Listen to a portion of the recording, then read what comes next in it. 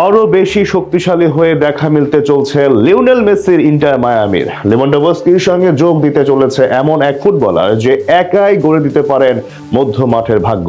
ডিপলের সঙ্গে জোট বেঁধে আগামীতে মেসিকে দিতে পারে একের পর এক সাফল্য। কে এই তারকা ফুটবলার যে মায়ামি ক্যাপ্টেনের টানে ছুটে আসতে চলেছে ইউরোপ থেকে, তা নিয়ে জানবো রিপোর্টে। রাজার পা যেখানে পড়ে সেখানেই তার সাম্রাজ্য গড়ে ওঠে। 2022 সাল থেকে লিও মেসি মায়ামির মরুতে গড়ে তুলেছেন এক শক্তিশালী সাম্রাজ্য, আর সেই সাম্রাজ্যের সৈন্য দল নিয়ে জয় করেছেন একাধিক ট্রফি।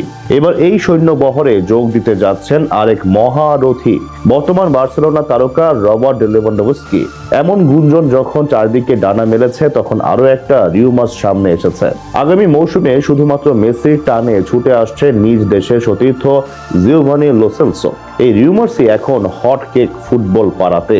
সর্বশেষ 2025 সালে অ্যাটলেটিকো দে মাদ্রিদ থেকে 15 মিলিয়নের বিনিময়ে লোনে মিয়ামিতে যোগ দেন আরেক আর্জেন্টাইন মিডফিল্ডার রদ্রিগো ডি পল। পুরো সিজনে তার পারফরম্যান্স ছিল অন্যরকম। সার্জিও বুস্কেটসের সাথে মিডফিল্ড পুরো সিজন বাঁচিয়ে রেখেছিলেন এই আর্জেন্টাইন। সিজনও শেষ করেছিলেন 2টা ট্রফির মাধ্যমে। এবার তারই পথ ধরে এবং ডি পলের সফলতায় বিশ্বাসী হয়েই মিয়ামিতে যোগ দিচ্ছেন লো সেলসো। বর্তমান বেটিসের এই মিডফিল্ডার তার পুরো ক্যারিয়ারেই কাটিয়েছেন দুর্দান্ত সময়। বিশেষ করে ভিয়ারিয়াল ও বেটিসে তার পারফরম্যান্স ছিল তুঙ্গে। তাহলে কেন এই মিডফিল্ডার এখনই ছাড়তে চাচ্ছেন ইউরোপ? একটা প্রশ্ন থেকেই যায়। এর উত্তর একটাই, মেসির প্রতি ভালোবাসা এবং নিজের ক্লাব ক্যারিয়ারে ট্রফির স্বাদ। মেসির সাথে খেলতে পারা কতটা ভাগ্যের বিষয় তা স্বীকার করেন স্বয়ং আর্জেন্টাইনরাও। মেসির সাথে শুধু মাঠ ভাগাভাগি করেই এমন কিছু শেখা যায় যা আপনাকে একজন ভালো ম্যানেজারও শিখাতে পারবে না, এটা ভালোভাবেই জানেন লো সেলসো।